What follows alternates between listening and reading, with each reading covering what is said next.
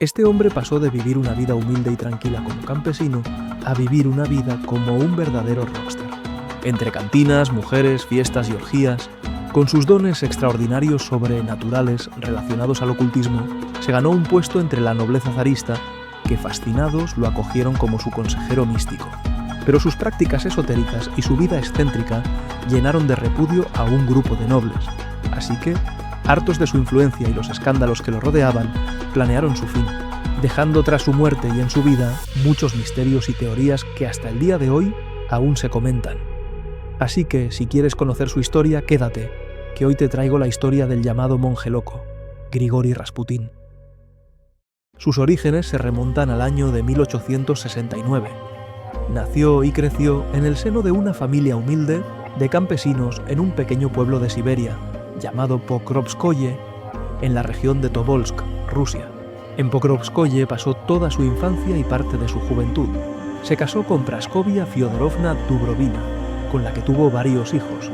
Se dice que Grigori de joven era un revoltoso, desde buscapleitos, amante de las fiestas, las mujeres y el alcohol, hasta ladrón. Lo que sí es cierto es que a la edad de 28 años, nuestro protagonista parte de aquel pueblo.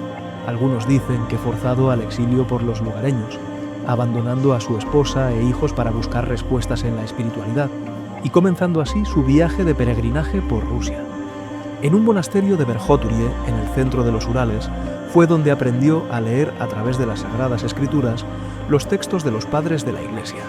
Sin embargo, el joven campesino era un caso perdido, pues lo consideraban demasiado tosco para penetrar en los misterios de Dios.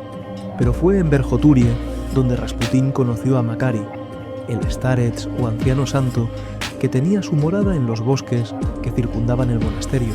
Los starets eran los ancianos que recorrían Rusia y que, según las personas, habían sido bendecidos por Dios, lo que les otorgaba una gran sabiduría y la capacidad de liderar espiritualmente.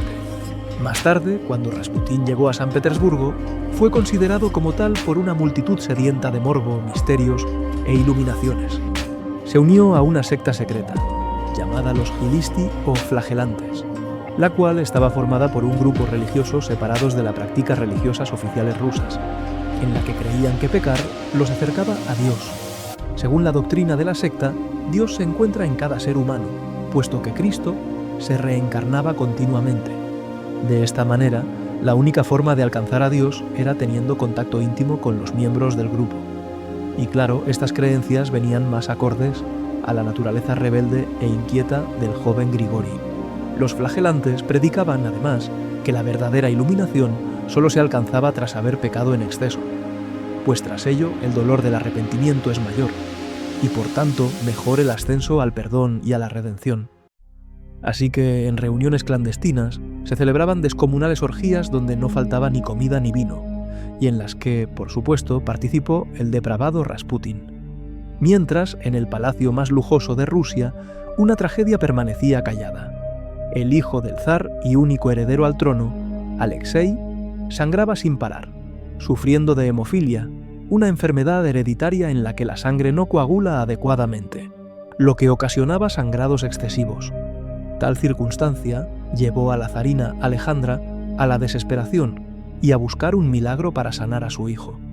Con la llegada de Rasputín a San Petersburgo, todos estaban encantados, ya que llegaba recomendado por los dignatarios eclesiásticos de la ciudad de Kazán, por donde Rasputín había pasado tras su peregrinaje. La sencilla presencia de aquel campesino y letrado parecía encarnar el ideal de una iglesia primigenia y pura, cercana a los humildes, que muchos de los dirigentes deseaban recuperar. Así, el pobre campesino consigue entrar en los círculos eclesiásticos más importantes de San Petersburgo y desde ellos accede a los salones de los aristócratas. De allí a conocer a la familia imperial había un solo paso. El encuentro se produjo a través de las princesas de Montenegro. Rasputín tomaba el té en una tarde en compañía de los zares. Cuando Alejandra lo ve, cree encontrar en él al Salvador que desde hace tanto tiempo ha estado esperando y que ya creyó ver en la figura de Nicier Antelme Philippe, un iluminado que le había prometido el nacimiento de un hijo. Y es que Alejandra, preocupada por la salud y la vida de su pequeño, y sintiéndose terriblemente culpable por haberle transmitido el mal, se había encerrado en sí misma y en su fe, olvidándose por completo del resto del mundo. Rasputín un día es llamado al palacio con urgencia. Alexei había tenido una caída que le produjo una gravísima hemorragia. Para un hemofílico, esto puede significar la muerte, por lo que los zares rezaban día y noche frente a la cama del niño, implorando su salvación. Cuando Rasputín llega, se coloca a los pies de la cama, impone sus manos en el cuerpecito del pequeño y se pone a orar. Nadie sabe cómo, pero Alexei dejó de sangrar. Algunos dicen que solo fue debido a que suspendió un tratamiento de aspirinas, lo cual en aquel tiempo no se sabía, que adelgazaba la sangre. Otros que susurraba palabras que calmaban el alma, como una especie de hipnosis. La zarina, desde aquel momento, lo llamó nuestro amigo. Y así, un campesino se volvió el hombre más poderoso de Rusia. Poco a poco, la estrella de Rasputín empezó a crecer, y nada se hacía ni deshacía en la corte sin que él estuviera al tanto. A medida que la Primera Guerra Mundial golpeaba a Rusia y el descontento crecía, la influencia de Rasputín se volvió insoportable para muchos. Su presencia en la corte se consideraba una deshonra, una mancha que debilitaba la autoridad de la monarquía. Los nobles odiaban al siberiano que aconsejaba al zar. Decían que bebía como una bestia, seducía a las damas de la corte y que su aspecto desaliñado y maloliente les producía repudio. Es por ello que lo comenzaron a acusar de todo, desde espía alemán o brujo hasta amante de la zarina. Pero de lo que no se puede negar es que Rasputín sí frecuentaba los prostíbulos y era un gran amante de las fiestas y de las borracheras.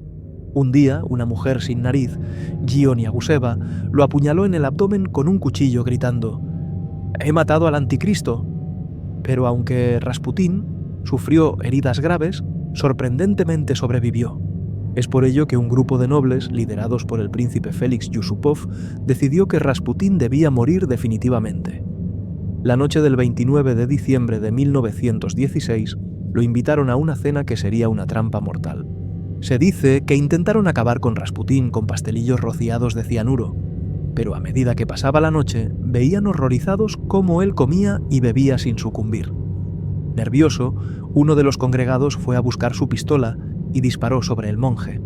Rasputín cayó al suelo, aparentemente muerto, pero aún así se levantó y trató de escapar.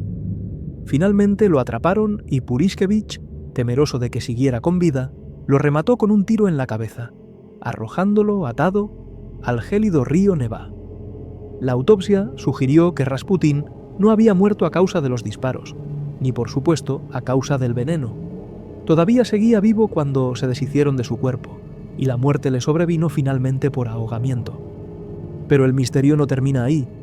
Rasputín, según la leyenda, había predicho que si moría a manos de nobles, la familia Romanov no sobreviviría 2 años. Y en efecto, menos de 2 años después de su brutal asesinato, el zar Nicolás II y toda su familia fueron ejecutados, marcando el fin de la dinastía. Y así, la figura de Grigori Rasputín permanece suspendida entre la historia y el mito. Desde las heladas llanuras de Siberia hasta los suntuosos palacios de San Petersburgo, Rasputín dejó una huella imborrable. Su vida, llena de contradicciones, escándalos y milagros, es un testimonio de cómo la fe y el poder pueden moldear la realidad y la leyenda. Fue el monje loco que con su carisma hipnotizó a la realeza y con su resistencia a la muerte desafió a la misma lógica. La historia de Rasputín no es solo sobre un hombre, es sobre la fascinación humana por lo inexplicable, por lo que reside más allá de la razón. ¿Qué crees que fue lo más impactante de su vida? No olvides dejar tu like si te ha gustado esta historia, suscribirte para más misterios y activar la campanita para no perderte nuestros próximos videos hacia lo desconocido. Y recuerda, hasta la próxima, si es que te atreves.